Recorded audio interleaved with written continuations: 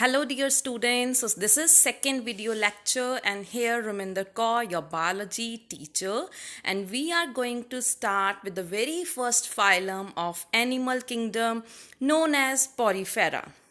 So I recommend you whenever you're going to learn the characteristics of any phylum, first of all learn its example, then look for its diagram and picture.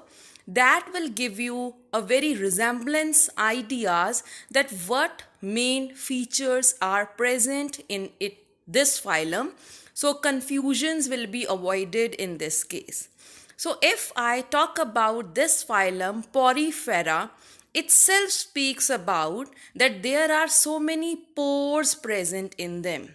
So pori means pores. So this is giving you a clear idea that sponges, different kind of sponges that are found in sea or oceans, they are coming under this phylum.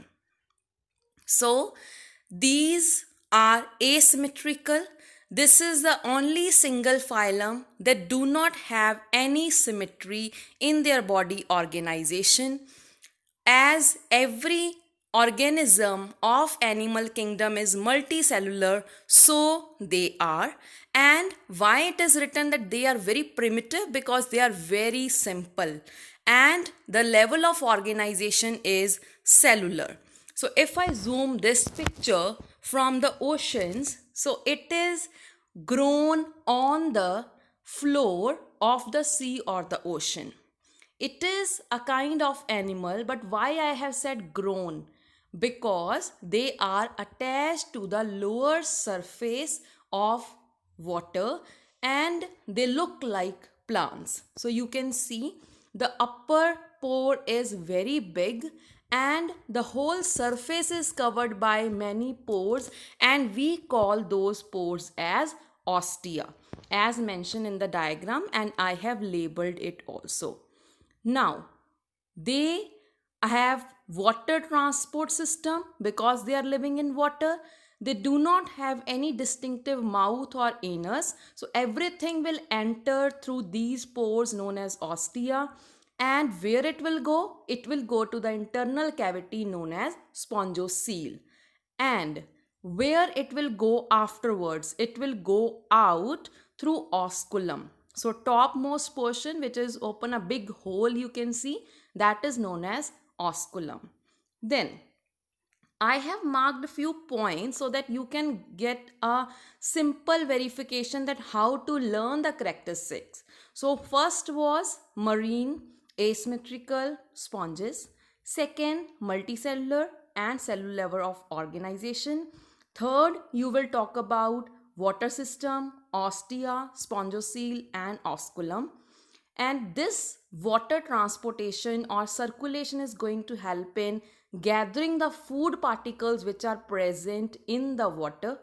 Even the gases are exchanged, like oxygen is taken which is dissolved in water and carbon dioxide is given back. Then number third, even the fecal matter is removed with the help of this transport system. Number fourth point is there are special cells which are present in them that are lining the inner cavity. What is the name of inner cavity? Spongocoel. And the cell name is choanocytes or collar cells. So they are very important because they will help in digestion, respiration, etc. Number 5 point. Digestion is intracellular. It means within the cells only digestion will take place because they lack a proper system. Sixth point. They do not have a particular skeleton system, but the skeleton is made up of small spicules. These are the fibers which help in keeping them upright or erect so that they should not get submerged or get sink in the water. Then number 7th point is about reproduction. The term is written as hermaphrodite. Hermaphrodite means sponges are not classified as male sponge or female sponge. Both male and female sex organs are present in the same body. So eggs and sperms will be produced by same individual. They can even reproduce asexually. So simple method, fragmentation. The body can divide into many fragments and each fragment has ability to grow into a new individual. And sexually they can produce both male gametes, that is sperms, and female gamete, that is egg. Last point, that is eighth point. Fertilization is internal, means male gametes are released inside and egg is also present inside. So syngamy or fertilization will takes place inside the body only, and development is indirect. What is the meaning of indirect development? In humans, development is direct. Why so? Because whenever the zygote is formed after fertilization, then it can directly give rise to a fetus. Fetus grows and a baby is developed. But in case of many other insects also, like in butterfly, frog, there are larvae, pupae, cocoon, right? So here also the development is indirect. First of all, larva will form, then it will grow into an adult. Examples are number 1 cycon, number 2 euspongia, and number 3 spongilla. Now let's come to number 2nd phylum, that is called as Coelenterata or Cnidaria. As you can see in the pictures, again they are aquatic. Most of them are marine. So some of them are attached to the substratum and few of them they can be free swimming. Free swimming means they are not attached. Symmetry of the body is radial.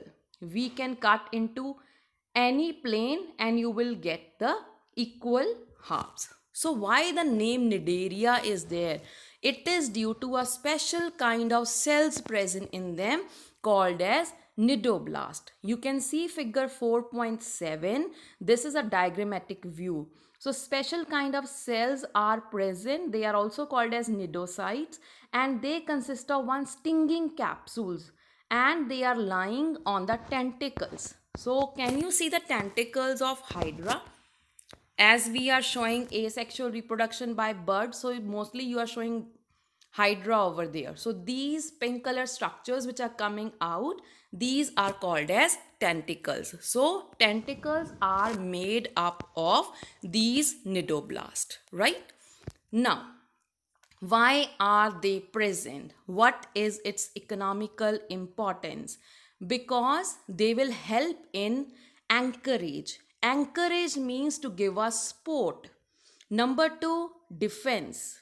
So whenever any prey will come towards them, so they can defend, because with that sting they can secrete some kind of chemical by which the prey will get rid of them. So next point is they have tissue level of organization and diploblastic. I hope you are remembering all the basic characteristics of classification. So next point is they have one central cavity and single opening is there, that is called as mouth, and the term it is present on the hypostome. Next, 5th point is digestion can be either occurring outside the cell or inside the cell, and there are special kind of chemicals which are making a skeleton of these cnidarians, and that is made up of CaCO3, calcium carbonate. This was till 5th point. Now let's talk about the next feature that is very important. They exhibit 2 body forms. So if you remember, like in plant kingdom, we have talked about mosses that they can have 2 kind of stages, leafy stage, protonema stage. So similar like that. So again here alternation of generation takes place. 2 basic body forms are there. One is called as polyp and second is called as medusa. Let's look upon the figure 4.6. So if you see figure A and figure B. So A structures are medusa and B structures are polyp in nature. First medusa structures, they are umbrella shaped structures, right? And the second polyp structures which are attaching them to the substratum. So the former means the first one means polyp. That is sessile. Sessile means it is attached. Sessile means it is stationary. It will attach to the lower surface and it is cylindrical in nature. Example you can learn here, Hydra and Adamsia.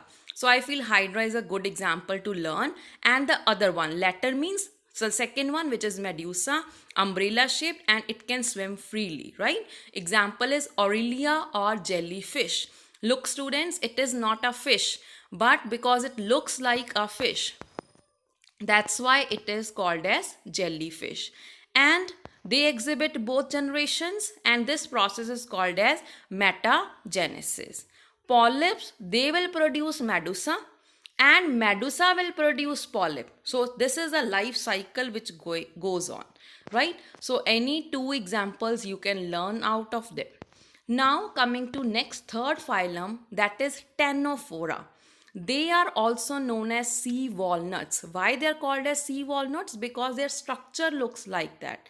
And the second name is comb jellies because the hair-like structures which are coming out of them, they gives an appearance of comb. So point number one is they are marine. Second, symmetry is radial. Third, they are diploblastic. And fourth, they have tissue level of organization. Coming to second point, if you can see, the body is divided into 8 equal parts, right? And from every 8 rows, comb plates are coming.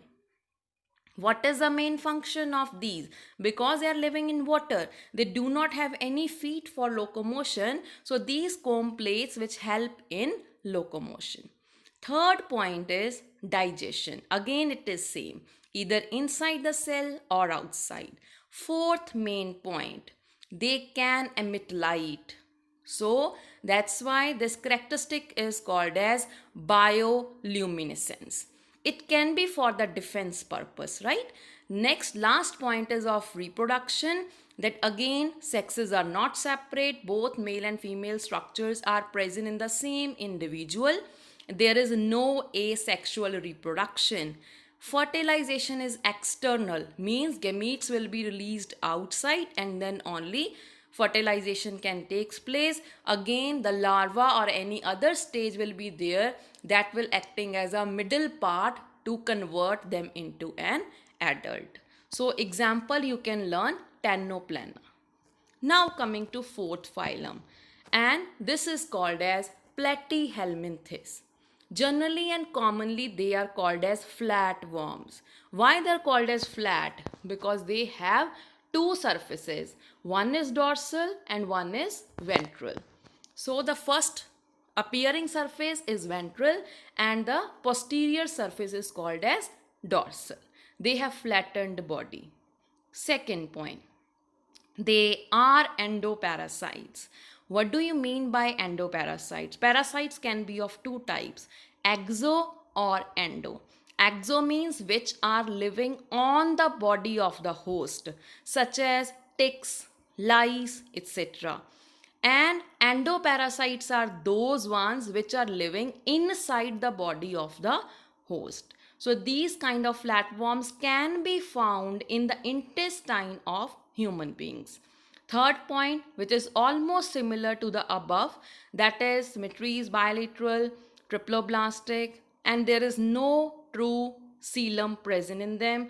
And here it is the first time that level of organization has come to organ level. Next important point is, that is the fourth point, how these parasites attach to the body of the host. Some structures should be there that can stick to the host body. So these are called as hooks and sucker. So in this case, this one structure. These are the special structures which help them to attach to the body of the host. And few of them are taking up the nutrients also from the host body directly from their body surface. Like the blood they can suck the nutrients. Fifth main point is that there are special cells which help in osmoregulation. Special cells are called as flame cells. What is osmoregulation? The process by which water and iron concentration is maintained. You know, in our body, if you do not drink appropriate amount of water, you can suffer from dehydration, and the loss of ions can lead to many problems. So whenever we are undergoing a condition of diarrhea, so during that stage, ORS, they are preferred by the doctors, right? Because they have a proper concentration of salt, and in general also as a home remedy, it is being said that during those stages we can just mix the salt and the sugar. So because they will give a proper amount of salt in our body. So osmoregulation is that process. And second process is excretion. So students, maybe you have now understood that how when we are moving to one phylum to the another, the structures are being more complex. In the earlier parts, we have not talked about that there are any special cells which are performing excretion. But as we will move forward, you can see that how evolution is going on, right? And last step is reproduction. So again, till this, there are no separate sexes. Male and female organs are present in only single individual. Fertilization is taking place inside the body, and development is indirect, right? So examples you can learn any tapeworm, liver fluke, planaria, etc. So thank you students. In the next lecture, we are going to study the next phylums.